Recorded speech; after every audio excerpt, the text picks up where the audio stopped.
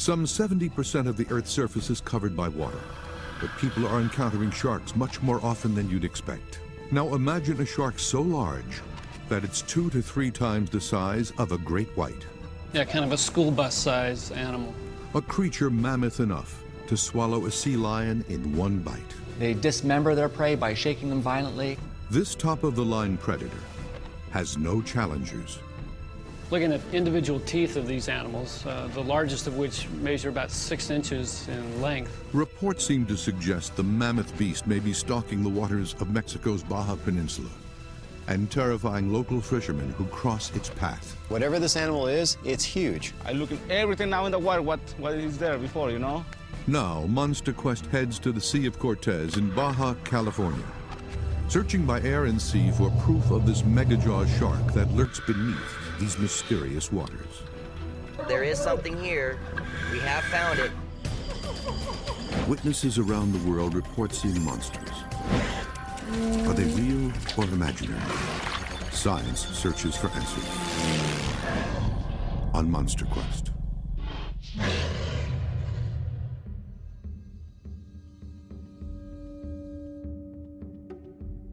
The Sea of Cortez runs between the Baja Peninsula and the Mexican mainland just south of the California border.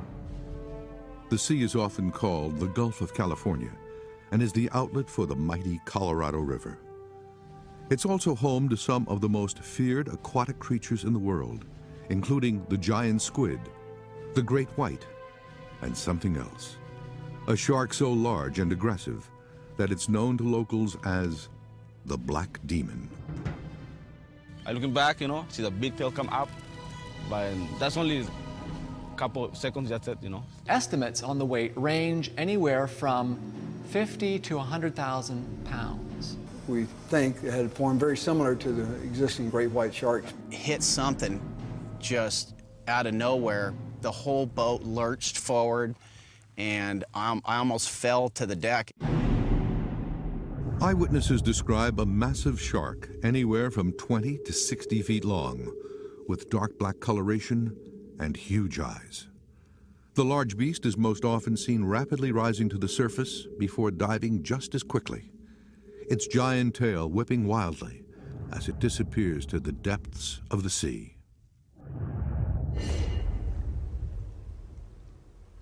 The Monster Quest expedition team has selected the Sea of Cortez as the search location due to a rash of recent sightings in the area, some with terrifying consequences.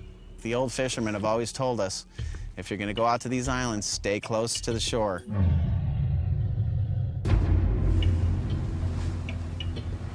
Fisherman Eric Mack was on his way to a tournament in the Sea of Cortez. Usually we'll stick a little closer to shore for safety, but I decided to cut across because it was kind of a nice day, and next thing you know... Mack hit something that stopped his boat cold. Totally unexpected. Big, loud sound, the motor, boom! Just incredibly powerful stop. Pretty much I thought it ripped the motor off the boat at first, and I turned around, immediately shut the motor down just in case it had, you know, pushed the motor up against the boat. And I looked back and checked the prop. I could see there was some major prop damage. It was then that Mack saw what he believes hit the boat. I could see this tip of a tail just come up and whip around real quick. I mean, it was probably 5 feet out of the water. It was real scary. It was one of the scariest things that's ever happened to me on the ocean.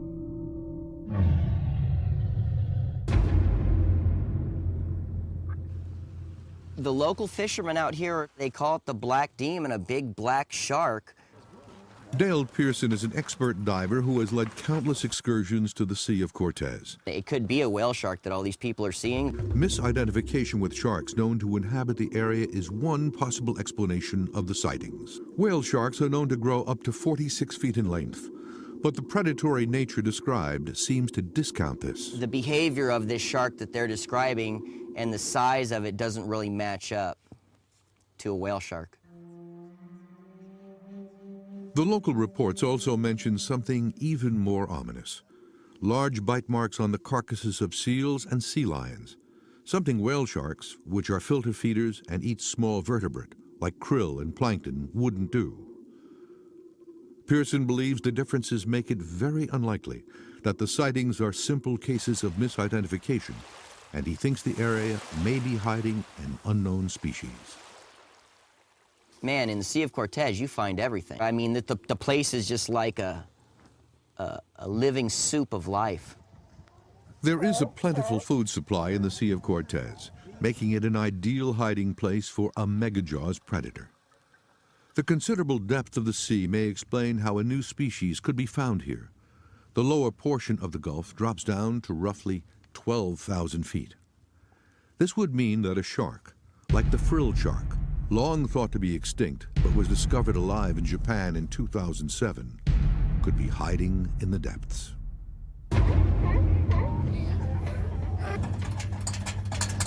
The expedition team will launch a search by air and sea in an effort to locate and capture video proof of the species of giant shark. Scott Cassell will also be diving deep into the dark waters to try to answer this feared local mystery. I know that there's an animal here that is the basis of their myth. There's a factual big predator here, and I'm really looking for it. I really want to find it. They will focus their search in the northern section of the Sea of Cortez. The area is full of food sources and would be a natural feeding ground for a monster shark. So this place out here is never dove, it's rarely explored. I mean, it's totally possible that there could be a species of large carnivorous shark down here that we don't know about. Okay, you ready, Mike?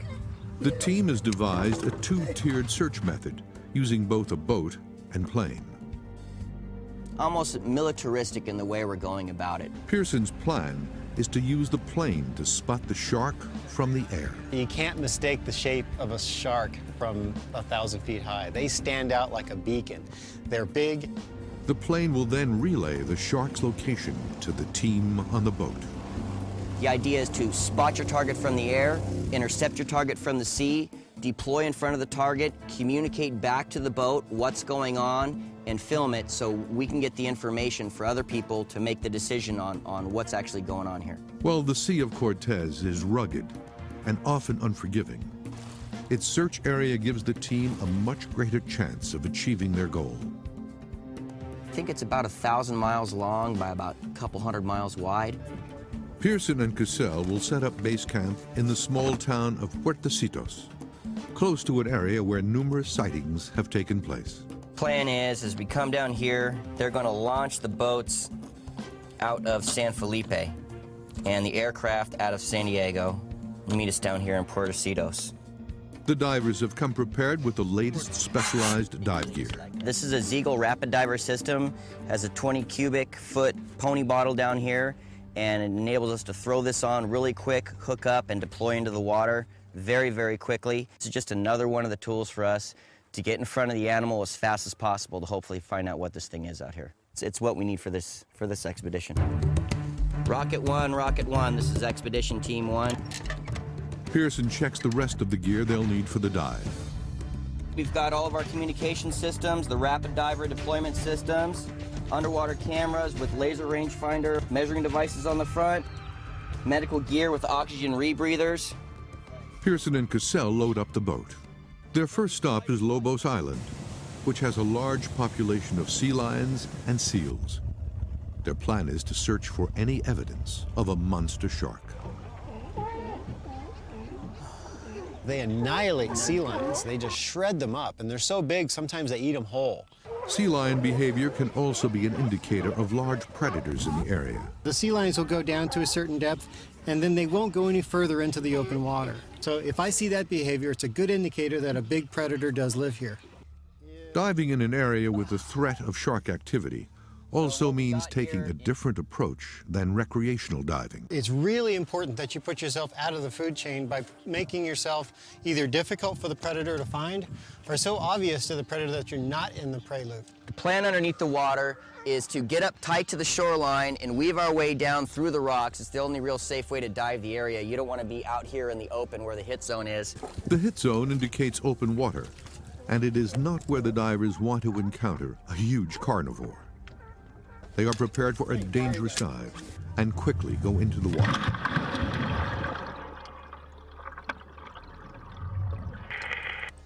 Divers, topside, comm check, over. Yeah, go ahead, topside. Topside, just to let you know, we are encountering a large amount of fish in this area. Large grouper, snapper. This area is full of very, very large fish. This is a very rich area. Over. Dale, topside copies, over. Divers, topside, depth and location, over. Yeah, topside, we're at 33 feet, and we're making our way up towards the island to investigate the sea lion rookery. Topside copies 33 feet and ascending up the reef to look at the sea lion rookery, over. All right, we're starting to get into them now. Divers, topside, inquiry on what exactly you're viewing at this time, over. Yeah, topside, we're in 10 feet water around sea lion. The divers quickly gauge the sea lion's behavior to get a sense of the likelihood of a predator in the area. Yeah, they seem real skittish. They're staying in real shallow, and they're staying away from that edge. It's like they see something we don't, and they all just get out of here in a second. Yeah, I noticed that too. What does that tell you about the behavior, about what's around them? It tells me that there's something that hunts this island and has these seals scared out of their wits. This is Dale. Both divers will begin to surface, and we will take over into 10 feet of water. Be advised, we are in a white shark hit zone, and we need to be picked up ASAP. Our motor's ready. Dale, this is topside, I copy. The spot seems a likely area to find the predator. This place looks so sharky. They would come right off into the rocks and they would stay there and they would look at you and they wouldn't go into areas where the white shark could travel. And there's just enough plankton bloom right here so that the shark can very stealthily stay down low and then lunge up to the surface and grab its prey. And these sea lions know it. So there's big predators here, without a doubt. What are they? We don't know. Without a doubt, there's something here. That's classic sharky behavior.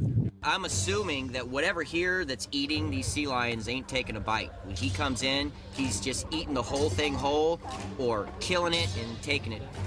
We're in the right spot. We're definitely in the right spot.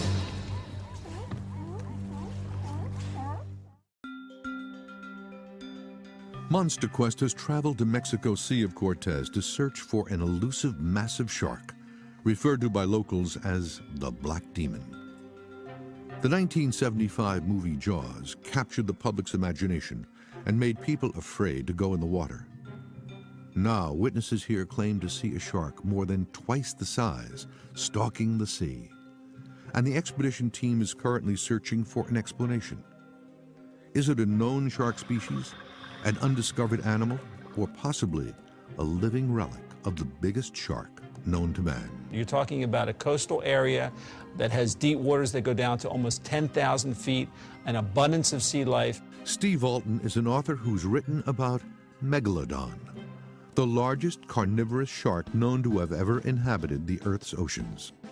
Carcharodon megalodon, or Meg for short, was essentially the nastiest predator that ever existed on this planet. It was a 70-foot, 70,000-pound great white shark. If you can imagine a great white shark the size of an 18-wheeler, that was Megalodon. Experts believe these creatures went extinct 1.5 million years ago. So if they were surviving today, they would have at least survived 2 million years ago in the deposits that are preserved here in San Diego. So the fact that we don't find them is additional evidence that they're no longer here, that they're extinct.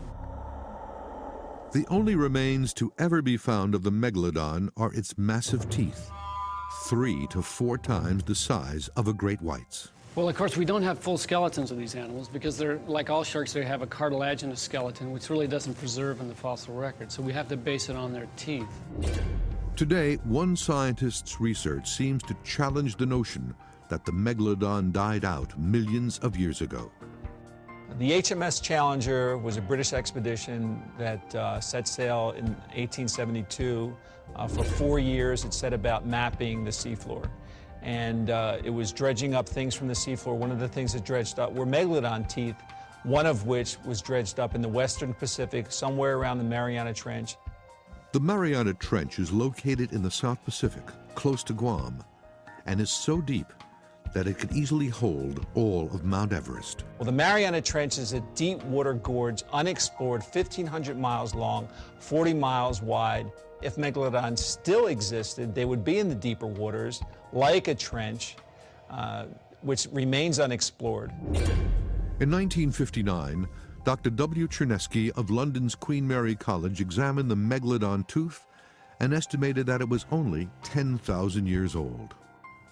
The HMS Challenger's discovery implies that megalodon could still be alive. And yet, experts on both sides agree the original test contains a margin for error. However, Monster Quest will use modern science to attempt to test the tooth and determine the definitive age. The team will extract a sample in the hopes of subjecting it to radiocarbon dating. If this tooth is indeed only 10,000 years old, it would mean that megalodon was still swimming the Earth's oceans long after it was thought to have gone extinct. It may also explain what fishermen are encountering in the Sea of Cortez.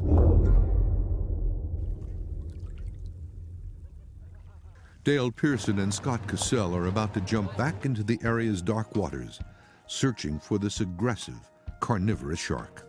Whatever this animal isn't meshing with what we already know. That's why we're here. It is dangerous. Anytime you're diving into the ocean, there's an element of risk involved. When you jump in the water right next to it, they're surprised like any other fish, and they're not going to be in attack mode. The team is prepared to even use the camera as a defense against the creature.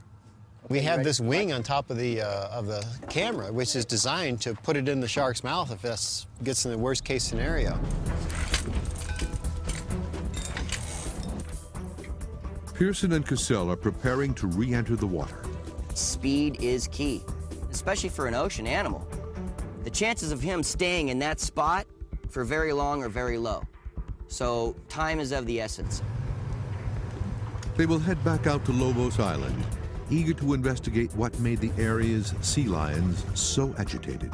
They are afraid of something. They're being spooked by the presence of a very large predator. The plane prepares for takeoff as Pearson lays out the plan. The third island down is kind of out a little ways, has a peak on one side and a flat spot on the other. That's where we're going to be. That's Lobos Island. So if you guys come and follow us out and then just stay circled around these things. Constant communication will be key, as the plane will be spotting for the boat below.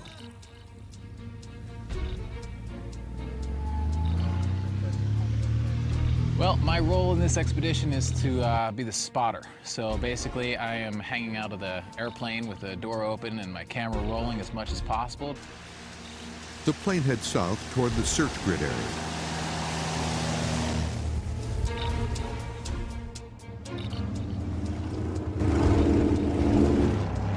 The speedboat carrying the divers does the same. Just an hour into the search, the plane spots something.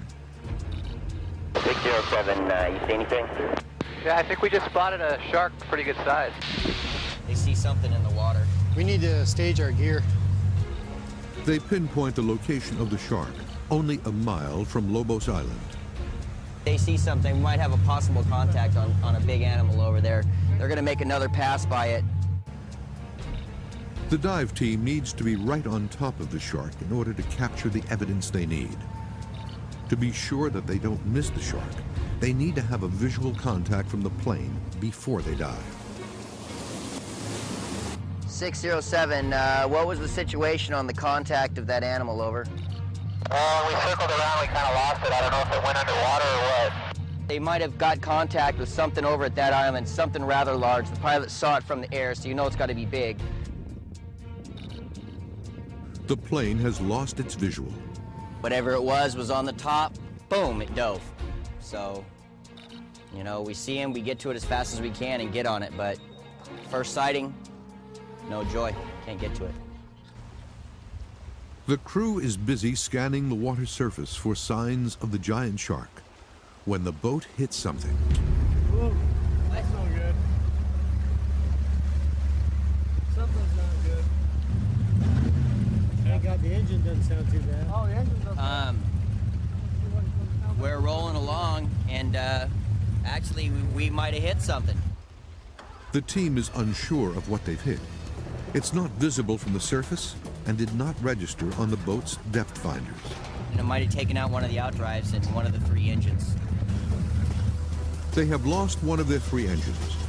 While they can still move, they will need to get back to shore to examine the boat more thoroughly before continuing their search.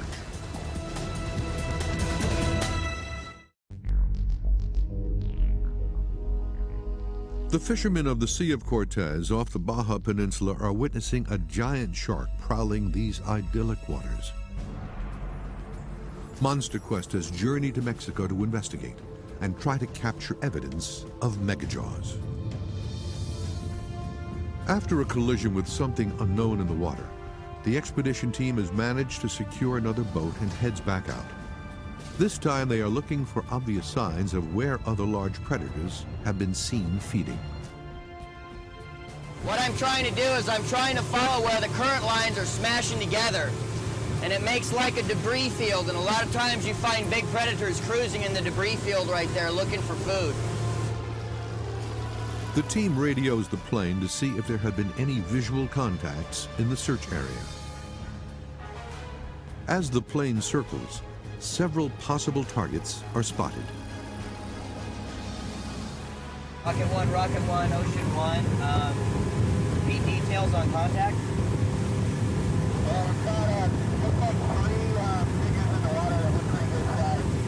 Roger that, Rocket 1. What island location are you at, over? From their aerial vantage point, the plane sees an amazing sight.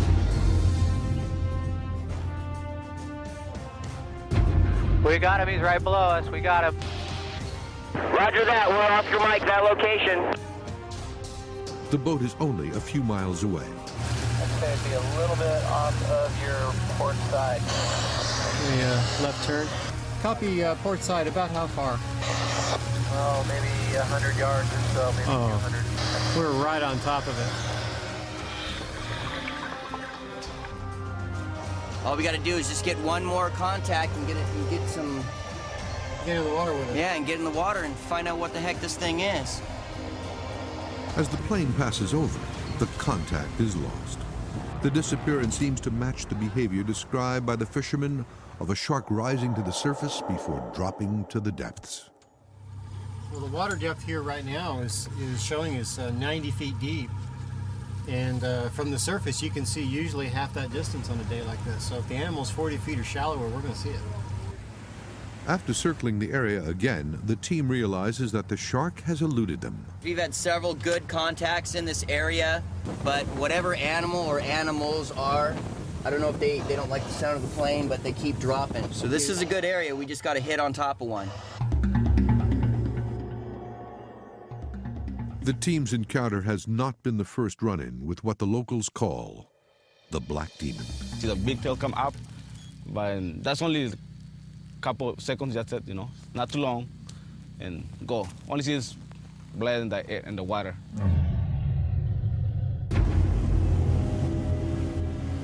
Fisherman Natividad Guadalupe Ruiz was heading towards open water when he says he encountered the beast. Well, it's a nice day like today, you know, really flat, nice day. We go out. I got a big boat, 28 foot long, you know. In the middle of the Sea of Cortez, he says something hit the boat so hard, it caused it to lurch forward. We go to the front. I don't know what's there. I don't see nothing. The boat tried to stop, and then I hear a big noise, and something fly in the back. Ruiz immediately went to the back of the boat to investigate. He has spent most of his life fishing in the area and says that the boat couldn't have hit a rock or a reef because he always takes the same route. I go down, check everything, but I don't see nothing. I don't know what happened. I think, I don't know, maybe shark, you know? big shark gotta be. It's the only way I can stop with that boat, you know. I got a big boat. Little fish don't make a difference.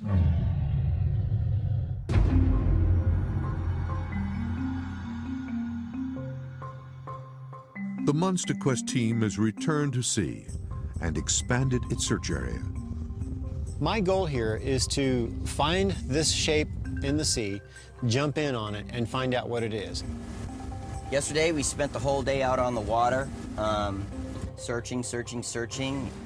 Today, we have more assets. We have 2 boats in the water. We've got 1 boat out far. We've got 1 boat in close. We have air support circling our area. We have a contact right now. The plane is up in the air and has again targeted Lobos Island as the most likely encounter point. Almost immediately, a possible contact is made. 607 Rocket, can you do a low altitude flyby over our bow? We have a possible sighting, call to verify, call contact. 607 Rocket, we're on our way. Yeah, we saw a long footprint in the water looking like something was coming up to the surface, but we haven't seen anything come up for air, so it could be what we're looking for. Keep driving forward, right here like this.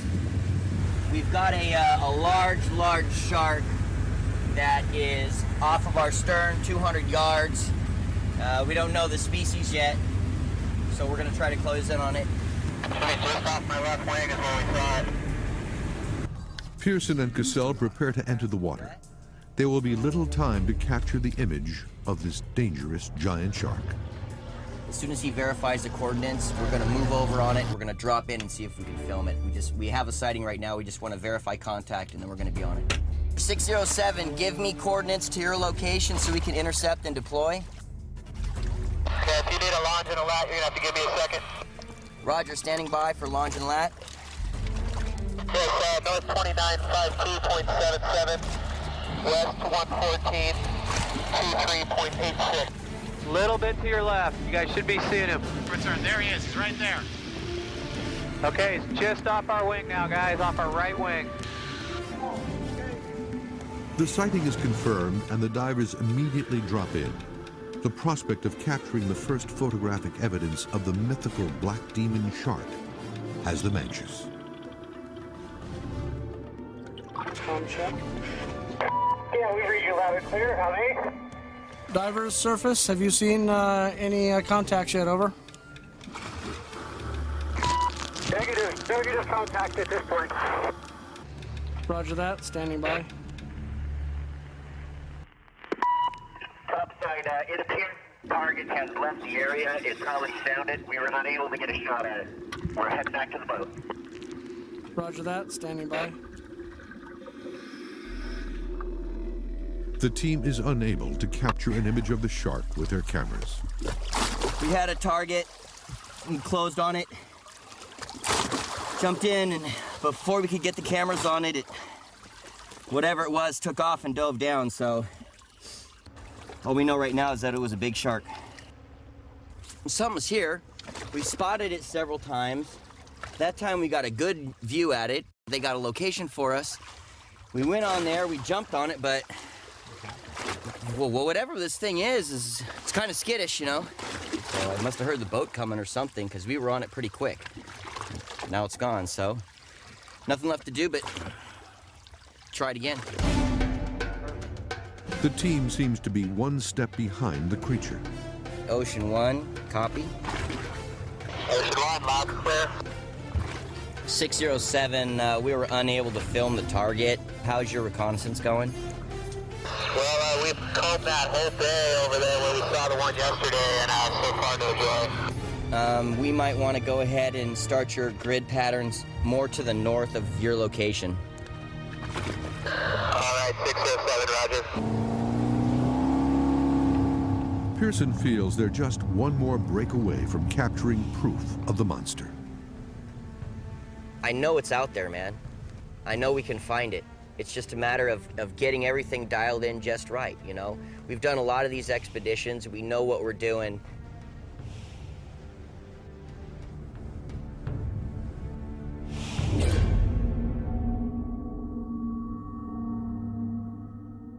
The Monster Quest science team has gained access to the only known link to the Megalodon shark, a tooth found in the 1800s by a British sailing ship and thought by some to be only thousands of years old. The team is hoping to perform a radiocarbon dating test on the tooth. The initial testing is underway at the Natural History Museum in London, where the specimen of this tooth belonging to the giant Megalodon shark is kept. Modern bone should have a nitrogen percentage of around 4.5%, and anything less than about 0.7% is usually not datable using radiocarbon. There's the specimen. Wow, look at that. Gee. It's a biggie. So big, isn't it? It's nice though, isn't it? God, imagine getting taken by one of these guys, one of these bad boys. If you're a surfer, imagine that. Imagine getting a row of these around your midriff. Unbelievable. The first thing that strikes me is how thin the outer parts are. You know, there's nothing in the middle of it, is there? That's where we normally take a sample. But in the absence of that, I think the only thing we can do is really take a piece from here. I mean, we can see already that there's some been sampling here and over this side as well, so maybe perhaps a good idea to continue that. Yeah. Okay. I think I'll try and use a scalpel first to just make a cut along there rather than a drill, because it might just damage it a bit. It's actually, cutting I can feel it cutting through, yeah. It's quite hard though. Yep, there it is. Yeah. That should be plenty. That's we need about 5 milligrams, but we can do it with 2, so that should be enough. Dave, we're going to take this back to the lab, and we're going to measure the nitrogen in it. If we find there's quite a high level of nitrogen, that almost certainly means there's protein in this. But if it's very low, then I think it's unlikely that there is any protein whatsoever. And it'll also tell us something about the chemical composition of the material. We need to take some more, but let's just take that one step at a time and just see. Yeah. The test will take several days to complete, but if there is protein present, the tooth could provide evidence of the existence of a monster shark, even higher on the food chain than a great white.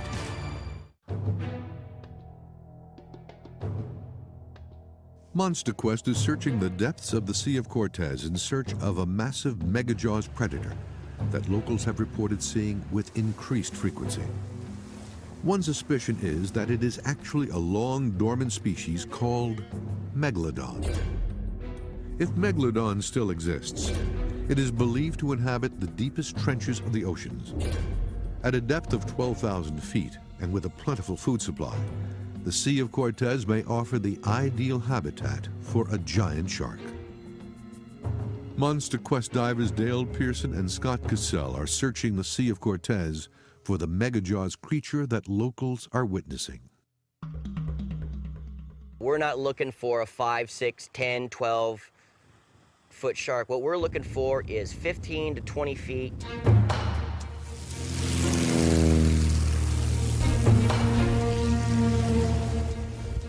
The expedition is in its third day of searching, and while they've had some close encounters, they still lack the critical evidence necessary to confirm the giant shark's existence. In order for this to go down, everything has to click just right. It has to fall just like a line of dominoes. The team gets a tip from a local fisherman who says he's seen what locals call the Black Demon, just a short distance away. The search plane heads to the last known location, Gonzaga Bay. It's small with a forced channel, meaning there's only one way in or out. This should make spotting the beast easier for the plane.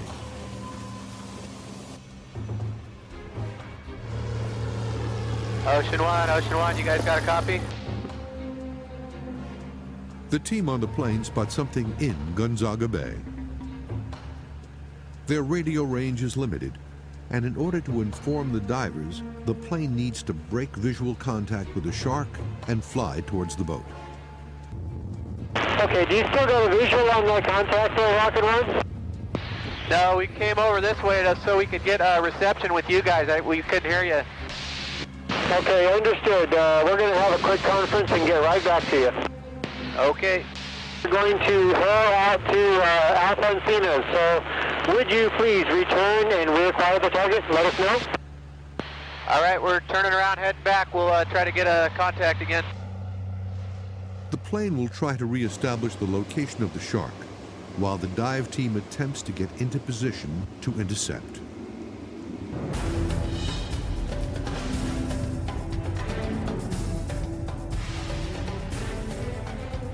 When we start circling, we lose them. When we come in off a fixed point towards the house, we see them every time. Roger that. We're going to stay in this location until we find him. He's here. We're going to find him. 1, we have another sighting. What's your location right now? 470 north, 325 west. That's affirmative. You should be right near that location. Hey, you got a copy, Dale? Yeah, go ahead.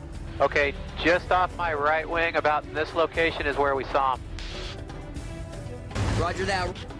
Okay, he should be off of your guys' starboard side. I got him. Okay, we got him. He's right here, you guys. Just off our right wing. Try to spot in the water if you can. I can still Just see off him. the right wing right now? I can. Yeah, we can still see him. Keep circling. Are you still on him? Yeah, I'm still on him. Around. Our camera guy's still on him. All right, now I lost him under the wing. The hunt for the shark now relies on establishing visual contact. Just passed him off the right wing, guys. Turn to the right here, Brad. I think I see something over there. Yeah, you guys are real close. We don't see it anymore. Right below us, right below us, just now, right below us. He's almost directly ahead, maybe a little bit to your left. I don't see him now. Nope. The shark is constantly surfacing and then diving, making contact extremely difficult. I don't see him. He must have went down, huh? Yeah, had to, because they were right on him. Rocket 1, we lost it. Can you keep doing a little flying for us, maybe a little higher to give us more vantage point? We'll do that, yeah, we'll climb up a little more. Yeah, we're not seeing him right now either. We think he might have gone. Right behind you. Right behind you guys, Roger that, contact straight below you. Okay, hard to starboard, right over there, straight below us. Roger that, we're Oscar Mike, that location. Roger that, try to keep your eye on him. Try to keep your eye on him so we don't lose him. It's go time. Keep going, he's right ahead of you. Right in front of you guys, keep going, he's right in front of you. That is a nice shot. Got it. You guys got it? Awesome. The team finally gets the confirmed contact they need. The divers deploy into the murky waters, hoping to make an identification. Oh, they're in. Divers are in the water. I got him.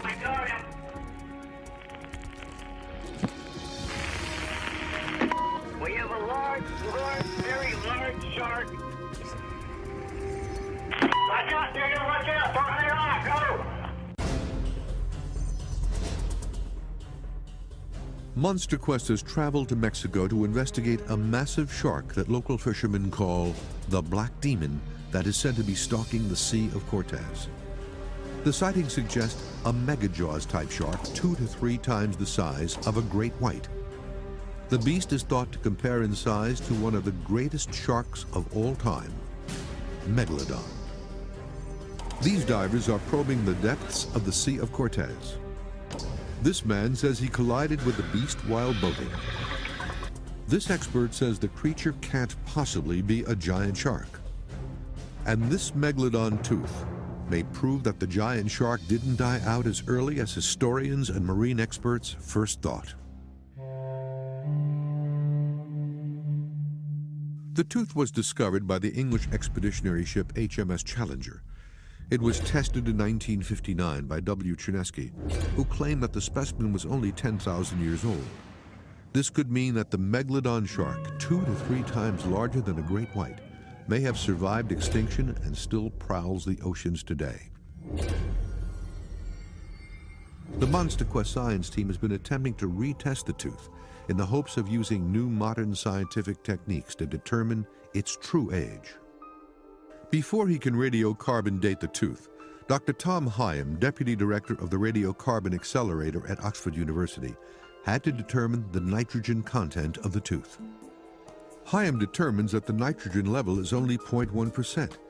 insufficient even to be able to conduct a radiocarbon dating test.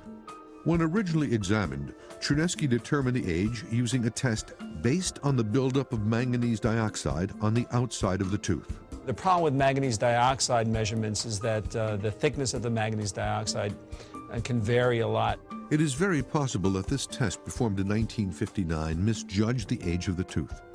The real age of the megalodon tooth could forever remain a mystery. If megalodon managed to escape extinction by going deep, we'd never know it. It could be hunting in 5,000, 10,000 feet of water. Less than 1% of the deep water is ever explored, less than 5% of the world's oceans. It is in this isolated area of Mexico Sea of Cortez that local fishermen are seeing something of staggering size prowling the waters. The Monster Quest expedition team has searched the area for 4 days now and made numerous contacts.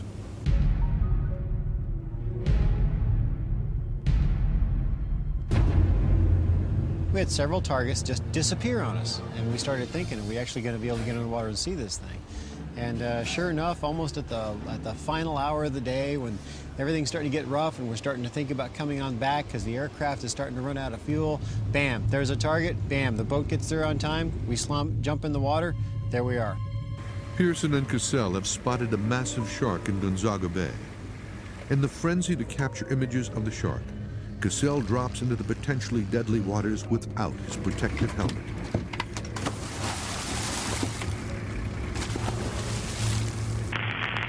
We have a large, very large shark. The divers move in for a closer look. Watch out, dude, watch out, don't let off, go! The team is finally able to get a visual of one of the Sea of Cortez's largest sharks. I believe it is a whale shark. It's kind of difficult to see in this water, but I'm pretty sure it's a whale shark. Pearson estimates this beast is 16 feet long. The whale shark is the largest known fish species in existence. Dropped in, we were able to get some shots of it. Scott got down, he was able to get the laser measuring device on it and try to get some shots of it. Whale sharks can grow to be 40 feet long and weigh up to 15 tons, but the filter feeder is not a predator. While it doesn't prey on other large animals, the whale shark has a variety of defenses, including a massive tail. When I finally had the shark to drop in on, I fell off the boat and I rolled forward, and like 5 feet away from me is a 10,000-pound shark. So it was right there in front of me. I almost landed right on top of it. What do you think, Scott? It's probably about a 16-foot, 14 to 16-footer. If this is the thing that the fishermen are talking about, I don't know. That's definitely not a carnivore. This is definitely not the animal that's eating sea lions and biting into whales. The biggest fish in the world actually feeds on the smallest animal in the sea. The team concludes that misidentification is the most likely explanation for the huge sharks being spotted in the area. So it's easy to understand why people would be down here and they would see this big, massive shark in this murky water and think it's something that it's not. If you are looking in dark water and you see this animal, it's easy to mis-ID it. Monster Quest has made some interesting discoveries. The analysis of a megalodon tooth thought to be only 10,000 years old has revealed that the tooth is not datable by scientific testing.